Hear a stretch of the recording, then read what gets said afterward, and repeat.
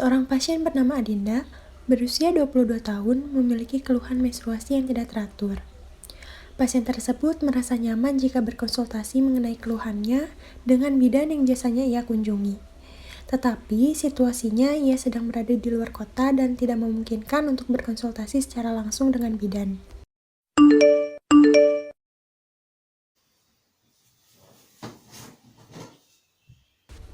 Pada akhirnya, pasien menghubungi bidan langsung untuk melakukan konsultasi secara daring melalui media Zoom. Assalamualaikum Ibu. Waalaikumsalam Bu Bidan. Bagaimana kabar Ibu saat ini? Begini Bu Bidan, akhir-akhir ini saya sering mengeluh karena haid saya tidak lancar. Oh begitu. Sebelumnya apakah Ibu memakai alat kontrasepsi? Iya Bu Bidan, saya memakai alat kontrasepsi suntik KB yang 3 bulan Bu. Oh kalau begitu, hal yang sedang terjadi dengan Ibu ini adalah efek samping dari pemakaian suntik KB 3 bulan. Oh begitu ya Bu Bidan. Memangnya efek samping dari suntik KB 3 bulan itu apa saja ya Bu Bidan? Ya, jadi begini Bu, ada beberapa efek samping dari suntik KB 3 bulan, antara lain pendarahan atau spotting. Ini terjadi karena adanya penebalan leher serviks. Kemudian terjadinya peningkatan berat badan. Ini dikarenakan hormon pada KB suntik memicu reaksi lapar di hipotalamus, sehingga menyebabkan pengguna kontrasepsi tersebut lebih sering makan. Hal ini juga memicu penambahan berat badan. Kemudian, pada beberapa kasus juga terjadi sakit kepala, serta terjadinya perubahan siklus haid, bahkan hingga tidak haid sama sekali, atau amenorrhea seperti yang sedang Ibu alami. Oh begitu ya Bu Bidan.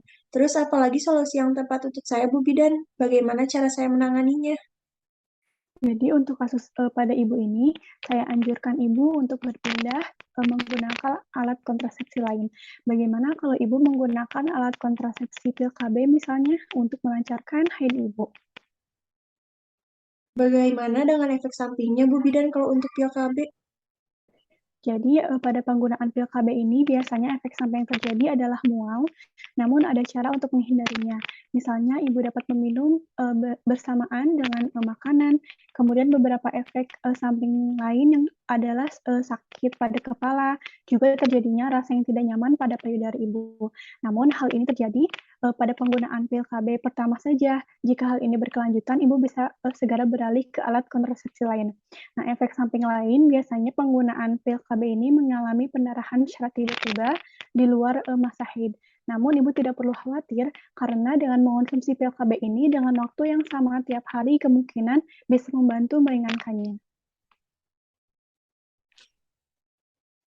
Tapi Bu Bidan, saya pernah menggunakan pil KB, tapi berat badan saya malah naik. Bagaimana ya Bu Bidan kalau begitu? Oh, itu tuh terjadi karena penumpukan cairan. Efek samping ini biasanya tidak berlangsung lama kok, Bu, dan berat badan bisa kembali normal setelah beberapa waktu menggunakan pil KB. Oh, begitu ya Bu. Tapi saya juga pelupa Bu Bidan, takutnya saya lupa meminumnya. Apakah ada solusi lain Bu selain pil KB? Kalau, suntik KB 1 bulan gimana, Bu? Biasanya penggunaan, suntik KB 1 bulan ini dapat memperlancar haid bagi beberapa pemakainya. Nah, kalau untuk efek sampingnya itu bagaimana ya Bu? Nah, sebenarnya efek samping untuk KB 1 bulan ini hampir sama saja dengan, suntik KB 3 bulan, yaitu mengalami pendarahan, sakit kepala, kenaikan berat badan, bahkan ada beberapa pengguna suntik KB 1 bulan ini biasanya mengalami mual. Tapi, bedanya dengan suntik KB 1 bulan ini biasanya dapat memperlancar siklus haid pada beberapa penggunanya. Oh, beberapa penggunanya ya Bu. Berarti ada sebagian pengguna suntik KB 1 bulan yang tidak mengalami haid ya Bu Bidan? Memang Bu, biasanya itu tergantung dari hormon masing-masing. Kalau Ibu mau, saya punya saran lain, Ibu boleh mencoba untuk memakai alat kontrasepsi spiral atau yang sering disebut, dengan implan. Kalau efek samping penggunaan spiral itu seperti apa ya Bu Bidan? Efek sampingnya ini hampir sama dengan alat kontrasepsi lain, misalnya amenor, kemudian, pendarahan, kemudian sakit kepala, nyeri pada payudara, dan juga ada perasaan mual. Namun ada penambahan efek samping lain, misalnya terjadi kehamilan ektopik atau hamil hamil di luar kandungan pada beberapa kasus. Nah, pada pemasangannya ini kita harus melakukan pembedahan pada lengan kiri bagian atas. Oh, berarti pemasangannya itu harus dilukai gitu ya, Bu Bidan?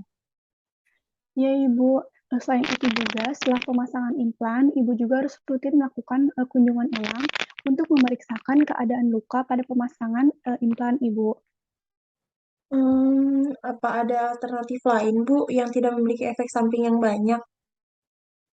Oh iya Bu, ada alternatif lain yang sangat cocok untuk Ibu, yaitu penggunaan AKDR atau alat kontrasepsi dalam rahim atau juga biasa disebut sebagai IUD.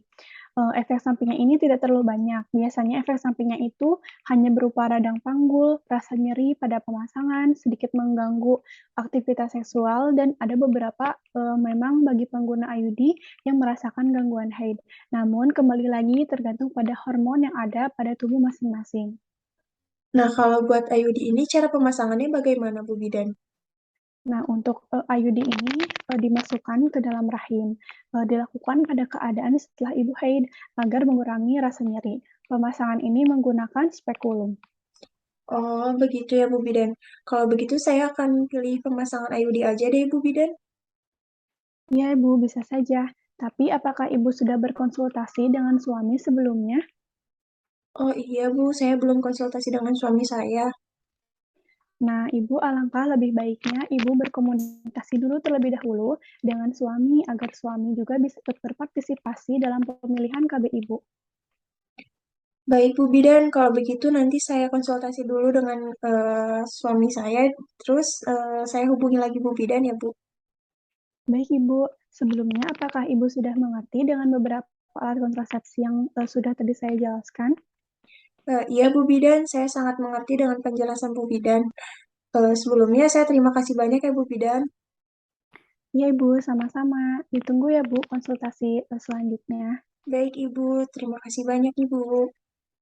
Ya, sama-sama.